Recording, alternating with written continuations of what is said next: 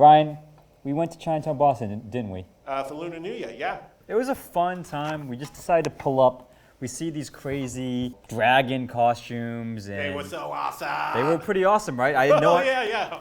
And it's the year of the dragon, and if you believe in all that astrology bullshit that I don't believe in, apparently the year, if you're born in the year of the dragon, it means something pretty cool. But I have no fucking clue what it means. But Do you whatever. want me to pull out my phone and No, get it? because I do not give a fuck what the year of the dragon means. Yeah, and there were these like loud. There, right, Ryan. There was these like loud firecracker noises. Oh, yeah. Like it was like.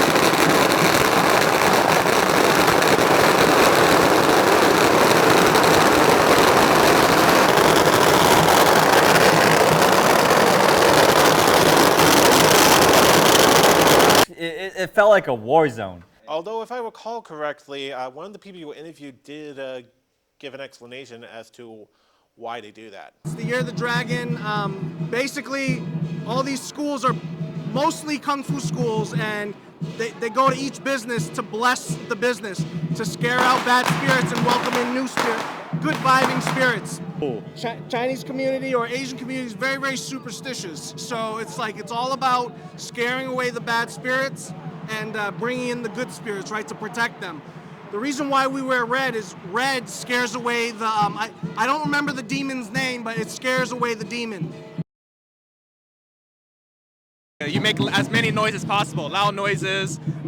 One aspect of it is definitely, like I said, making sure that you have loud noises to scare off the evil spirits. But the second thing is it's also a show as well, and that's why we love it when big crowds come out so they can watch it. The movements that you see in line dancing are rooted in martial arts. Okay. A lot of our stance work and a lot of our hand movement, the head movements, are rooted in martial arts practice. And every school has their own different style of martial arts. So that's why if you look closely, every head looks a little bit different. And within the schools itself, we all have our own different way of dancing it too. So who has the best style?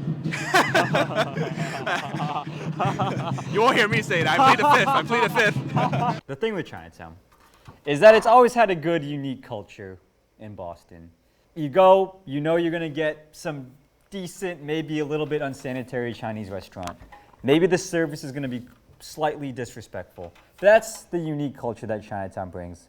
I definitely don't want it to be yuppified, but there is increasing evidence that Chinatown is becoming more and more gentrified, and that a lot of the original Chinatown residents are leaving to smaller suburbs, maybe like Malden or Quincy. But yeah, we talked to a local, and this is what he had to say about this issue. Do you feel like a lot of the old residents are getting priced out of Chinatown right now? Is that a problem? I definitely think so. I think you're seeing a large migration of the older generation being pushed out, and because they had to go outside of the city of Boston, and you see a lot of migration of that into areas like Quincy or Malden. Yep. And then you also have a transition in wealth. A lot of the immigrants that come now, these are people who are more well off, so they can afford to come in here.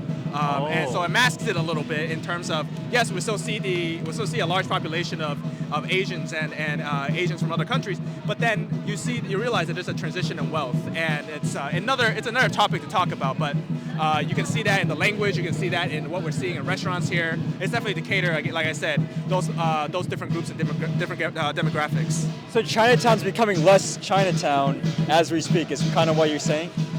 Yeah, I would say, you can see that the large crowds coming out with the line dancing and the martial arts. I think it's indicative of the culture is still staying strong. Yeah. And a lot of people who maybe have moved out, like you said, maybe they have been priced out. They're coming back and they're still supporting and showing love to the town. I would say that there's definitely a shifting demographic, as with any neighborhood, regardless of whether or not the prices and things like that. Cultures shift, things change, but I think the identity of the Chinatown culture, I think as a whole, ever since the early 1900s, it's still shown around. Okay. Physically, it is shrinking a little bit with all these new developments that people can't afford. Yeah. Like how did Chinatown even come about?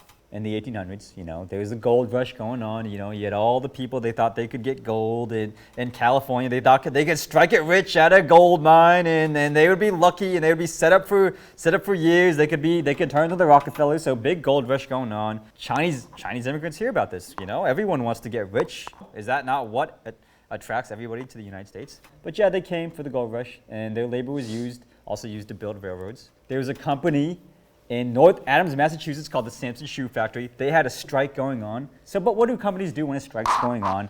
Well, they look for cheaper workers, and guess who's a perfect target for that? The Chinese laborers. You know, the very rich owner of the shoe factory couldn't afford to pay his workers a little bit more. Bam, you know, that's the instance of the first Chinese people in Massachusetts.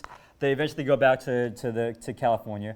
But anti-Chinese resentment's grown in the United States. I don't know, people are blaming them for taking their jobs, and I don't know, they're like, hey, you know, they're sending the money back to China. That was one of the issues that they had, like, oh, hey, they're making money here, they're sending it back to China. That's actually kind of a valid criticism because you do want money to stay in the ecosystem in the United States, but still there was definitely some racism behind this anti-Chinese resentment. Yeah, because it wasn't like they had families back in their homeland they wanted to send the money to or anything. So some come to safe old Massachusetts. These newcomers settled in the South Cove, which is now between the downtown and South End area.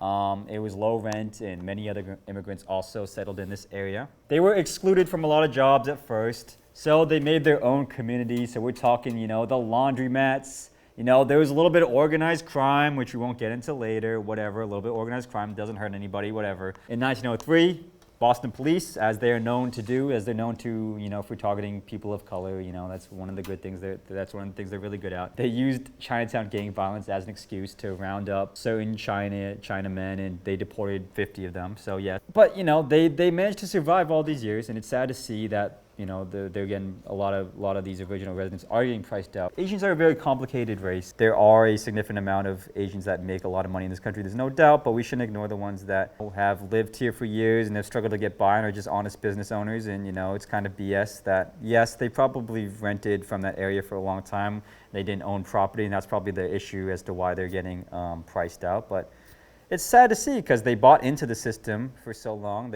I'm sure they've paid taxes, they've done everything, and they've, you know, persevered, and you know, now you see them getting priced out, and it's kind of, you know, it's sad to see, but I guess that's the way of the world, I suppose. Hashtag capitalism. Hashtag capitalism. But how has these changing demographics affected Chinatown businesses? For this, we talked to a few business owners. We talked to our guy Jackie. He owns a convenience store in Chinatown, sells a bunch of different things, and we talked to Tom. He owns Peach Farm Seafood.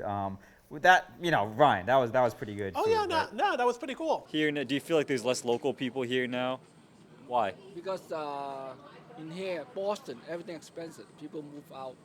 So a lot more of the locals are moving out because it's A so lot of expensive. movies tourists come here, you know. Yeah, And what does that mean for you? less money.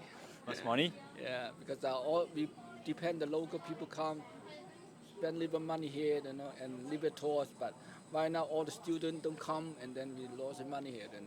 Yeah. Yeah. Do you live here in Chinatown? I live in country. Because of that reason? Yeah, So would you want to live here, but because it's so expensive, you can't live here? No. cannot afford it. A lot of businesses, like offices, they close. They don't, there's a lot of work from home nowadays. So a lot of people work 2 days a week in the office, or maybe 3 days a week in the office. Yeah. So if you and your friend doesn't work on the same day, then you won't. After work, you're not gonna go out. You're just gonna head home and, you know, do your own thing. So they don't come out and eat. So it's the work from home that's. Yes, yes. Oh. How long have you run this place? How long have I run this place? Probably like 10 years. 10 years? Yeah, it's been around for my family's been running it for 30 years. Well, 29 to be exact. Wow. That's Crazy. Are you the best restaurant in town? Definitely. Yeah? Definitely. Yeah? Yes. Hell yeah. Yes, without question. You know, even with changing demographics, there's still hope. People are still coming to Chinatown and showing love. We talked to Cho Chang. He drove all the way from New Hampshire for the celebration, and he had this to say. And why are you coming down here from New Hampshire? Because you enjoy the celebration? I enjoy the celebration. Like it's again, it's the only game in town. The whole block it's a very good vibe. Good vibe for everybody. And what are your favorite spots in Chinatown? In Chinatown, the park is very nice. I don't know if you know, when the Big Dick first came, it's all trash. Like this was like very rough. Yeah. But now it's a nice park. People can sit down. So yeah, it's a public area for everybody. Chinatown's always been special for me. I went there a lot more when I was young. I mean, we went to like Chow Chow City, this dim sum place. It was delicious. I remember the environment. You know, they used to bring the carts around. That was all pre-pandemic. Now they don't bring the carts around anymore in the pandemic, but now I go to Malden a lot more for Chinese food. There's also, but the Chinese people will always adapt and survive. They'll build communities in Malden and Quincy, and maybe they'll take over some other communities, and that's just how it's going to be. Change is inevitable. Chinatown will always be a big part of Boston history. And no one will ever forget that. In conclusion, watch these full extended versions at theadamlershow.com. Bang. Okay? At theadamlershow.com. That's where you watch these full fucking episodes. Watch them, you fucking pussies, okay?